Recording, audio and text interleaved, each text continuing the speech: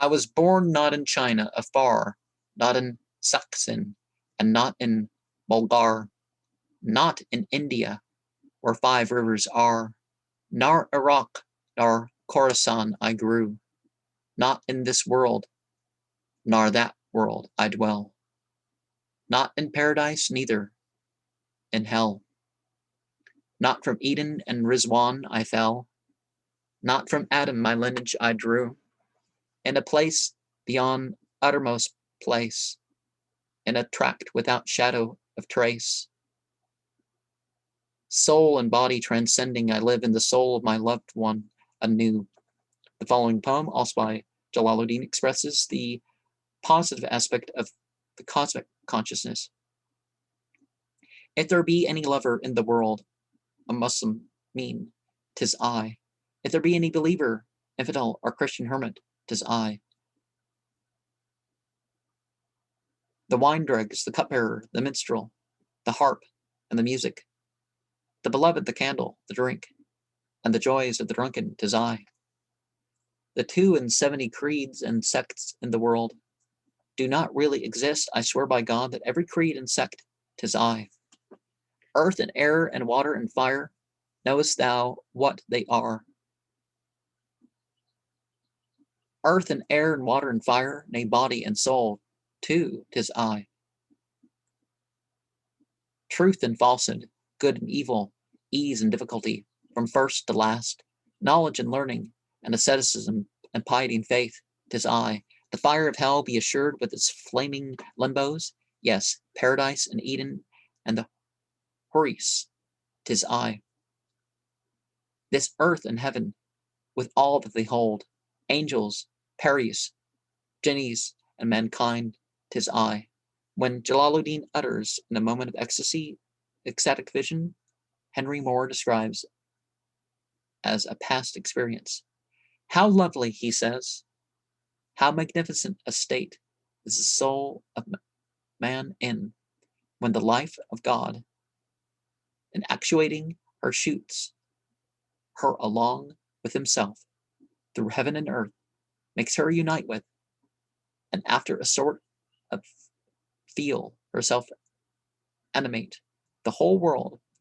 He that is here looks upon all things as one, and on himself, if he can then mind himself as a part of the whole. For some Sufis, absorption in the ecstasy of Fana is the end of their pilgrimage. Thenceforth, no relation exists between them and the world. Nothing of themselves is left in them. As individuals, they are dead. Immersed in unity, they know neither law nor religion, nor any form of phenomenal being. But those God-intoxicated devotees who never return to sobriety have fallen short of the highest perfection. The full circle of deification must comprehend both the inward and outward aspects of deity, the one and the many, the truth and the law. It is not enough to escape from all that is creaturely without entering into the eternal life of God, the Creator as manifested in his works.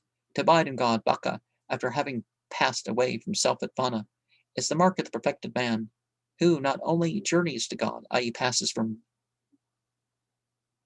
plurality to unity, but in and with God, i.e., continuing in the unitive state, he returns with God to the phenomenal world from which he set out, and manifests unity and plurality. In this descent, he makes the law his upper garment, and the mystic path his inner garment. For he brings down and displays the truth to mankind, while fulfilling the duties of the religious law. Of him it may be said in the words of a great Christian mystic, he goes towards God by inward love and eternal work, and he goes in God by his fruitive inclination in eternal rest. And he dwells in God, and yet he goes out toward created things in a spirit of love towards all things, in the virtues and in works of righteousness. And this is the most exalted summit of his inner life. Riesbrecht, quoted in E. Underhill's Introduction to Mysticism, page 522. Quite a shy little introduction. Afifuddin Tilimsani, in his commentary on Nefari, describes 4 mystical journeys. The first begins with gnosis and ends with complete passing away, Fana. The second begins at the moment when passing away is succeeded by abiding Baka. He who has attained this station journeys in the real, by the real, to the real, and he then is a reality hak. Thus, traveling onward, he arrives at the station of the Kutub, which is the station of perfect manhood. He becomes the center of the spiritual universe, so that every point and limit reached by individual human beings is equally distant from his station, whether they be near or far, since all stations revolve around his. In relation to the Kutub, there is no difference between nearness and farness. It said there's at least one a person that, because of their belief in God, humanity is allowed to continue. So that's where that comes from. But there can be more than one that's of that degree. So, to one who has gained this supreme position, knowledge and gnosis, and passing away are as rivers of his ocean, whereby he replenishes whomsoever he will. He has the right to guide others to God, and seeks permission to do so from none but himself. Before the gate of apostleship was closed, i.e., before the time of Muhammad, who was the seal of the prophets, he would have deserved the title of apostle, but in our day his due title is director of souls, and he is a blessing to those who invoke his aid, because he comprehends the innate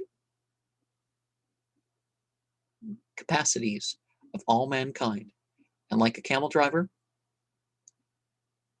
speeds everyone to his home.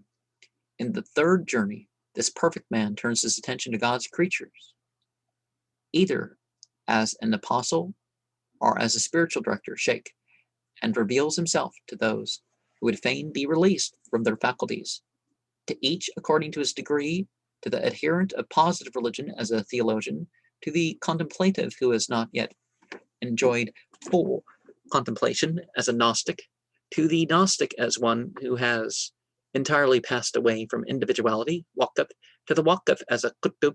He is the horizon of every mystical station and transcends the furthest range of experience known to each grade of seekers. The fourth journey is usually associated with physical death. The prophet was referring to it when he cried on his deathbed, "I choose the highest companions."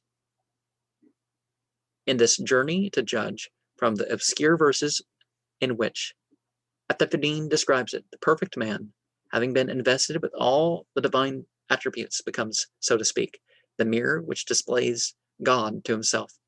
When my beloved appears, with what eye do I see him?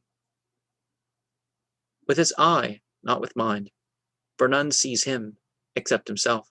Bin al-Arabi. The light in the soul, the eye by which it sees, and the object of its vision are all one. We have followed the Sufi in his quest of reality at a point where language fails. His progress will seldom be so smooth and unbroken as it appears in these pages. The proverbial headache after intoxication supplies a parallel to the periods of intense aridity and acute suffering that sometimes fill the interval between lower and higher states of ecstasy. Descriptions of this experience, the dark night of the soul, and as it is called by the Christian authors, may be found in almost any biography of Muslim saints. Thus, Jami relates in his Nafahat al-Uns that a certain dervish, a disciple of the famous Shahabuddin Suhrawardi, was endowed with a great ecstasy in the contemplation of unity, and in the station of passing away, Fana, one day he began to weep and lament. On being asked by the Sheikh Shahabuddin what ailed him, he answered, "Lo, I am debarred by plurality from the vision of unity. I am rejected, and my former state I cannot find it. The sheikh remarked that this was the prelude to the station of abiding, Baka, and that his present state was higher and more sublime than the one which he was in before. Does personality strive in the ultimate union with God? If personality means a conscious existence, distinct, though not separate from God, the majority of advanced Muslim mystics say no, as the raindrop absorbed in the ocean is not annihilated, but ceases to exist individually. So the disembodied soul becomes indistinguishable from the universal deity.